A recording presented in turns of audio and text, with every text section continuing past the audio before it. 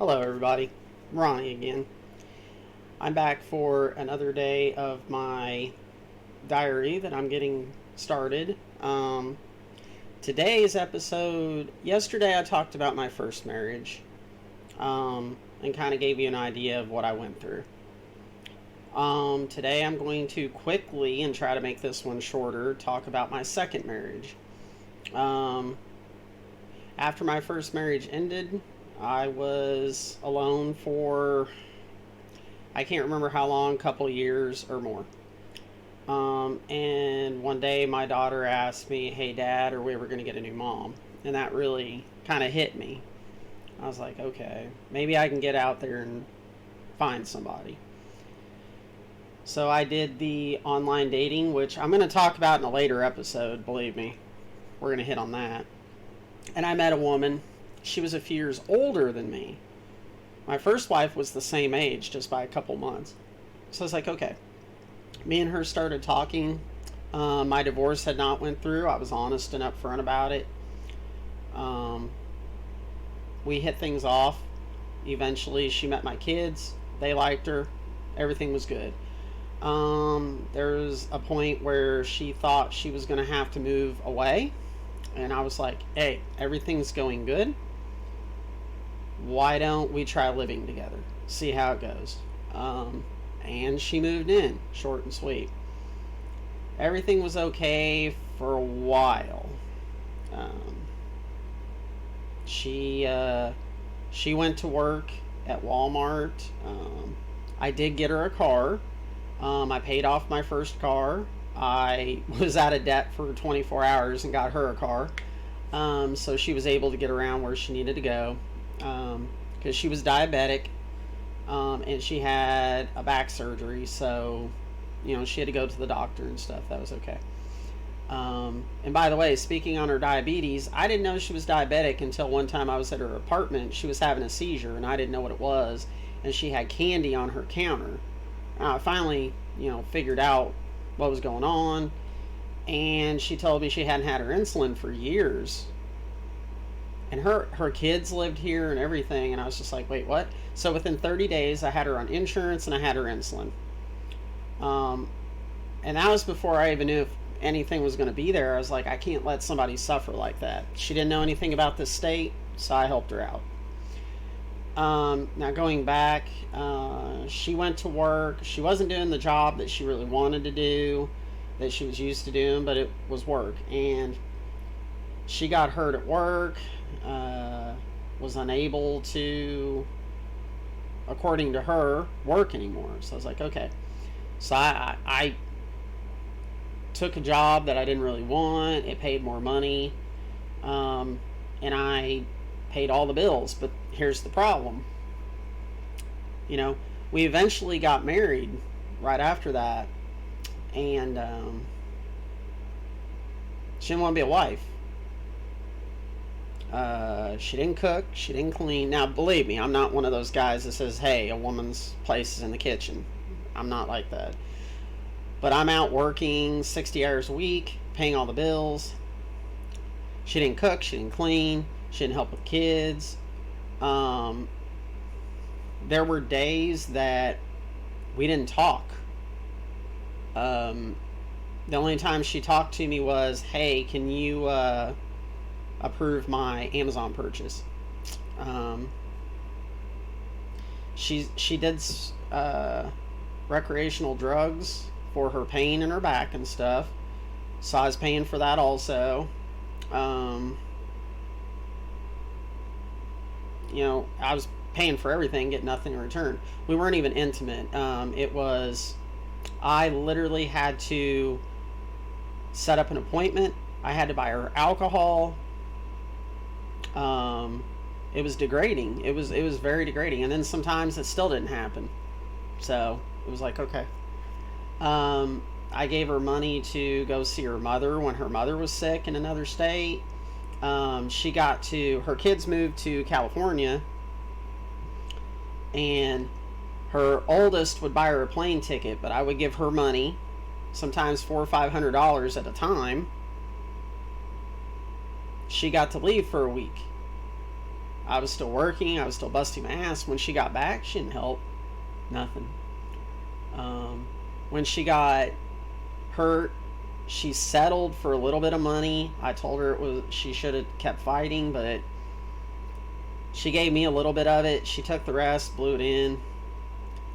Even when she was working, she never offered money on bills. Nothing. I did not ask. I didn't know how much she made an hour. I didn't know how much her paycheck was. I didn't even really know what she was doing with the money. I know she was gambling some of it.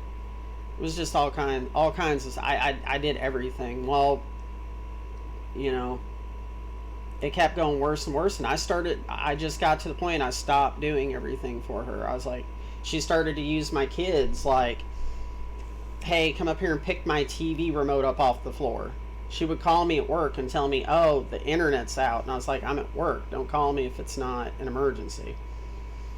And everything. She wouldn't do anything. She wouldn't leave the bedroom. She tried to cook in the bedroom. She tried to wash dishes in a bathroom sink. It was ridiculous.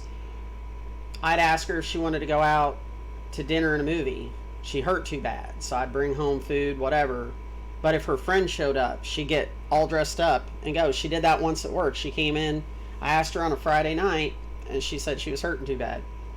So Saturday, she came into work all dressed up. I said, where are you going? She's like, oh, I'm going out with such and such. Can I have $100? And people at work looked at me and they was like, man, that's not right. They could see how upset and sad I was. But I kept it in. That's what we're supposed to do, right? We're supposed to keep it in. Well, I started pulling away. I started not doing everything for her. I wasn't buying her stuff. I was telling her no. Well, eventually it blew up and she decided to make fun of the trauma that I went through with my first wife, and that was that. I said, no, I'm done. I'm done. Of course, as I stated, when I said I was done, I became violent. She barricaded herself in the room. It was stupid. It was stupid. I literally gave her my other car that was paid off to leave. When I came inside, she destroyed like a $600 television. She destroyed our ice maker, microwave.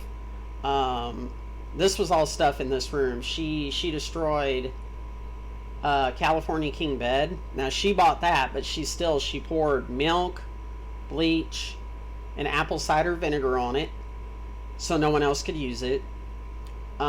She destroyed an apartment-sized refrigerator. She put food on the floor.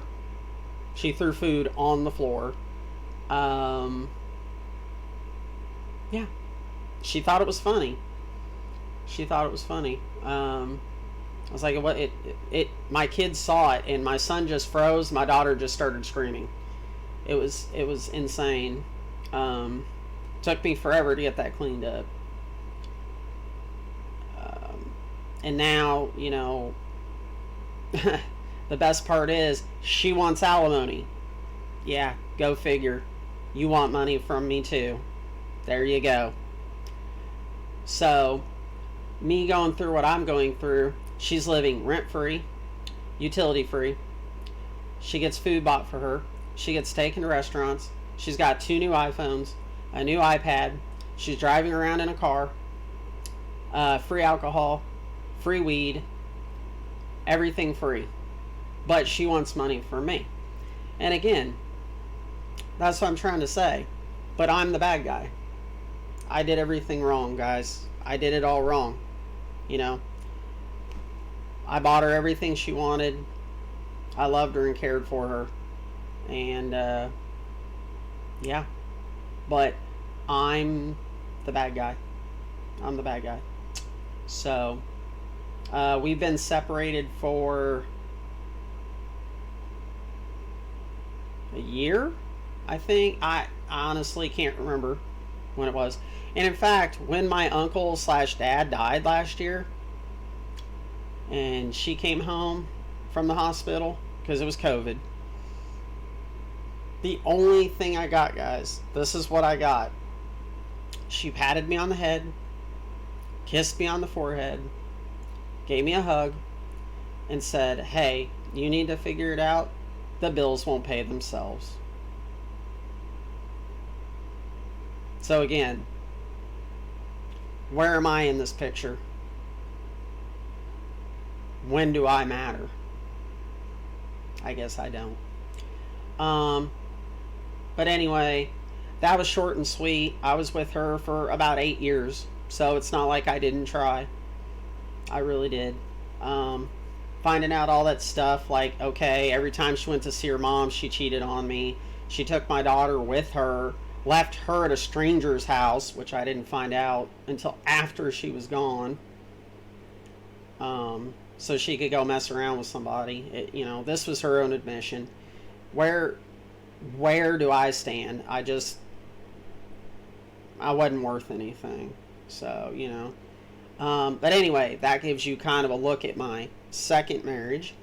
Next video, I'm going to talk about another relationship that just happened. Now, granted, not married, nothing like that, but I'll explain it.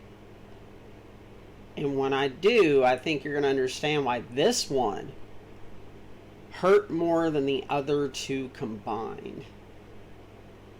So, and then we'll get into some other stuff afterwards. So tomorrow, hopefully I'll be on and I will give you the lowdown on my last relationship. So, all right. Whoops. Oh no.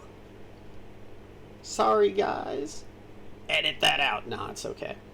All right, I'm going to get off here and see you next time. It's going to get fun.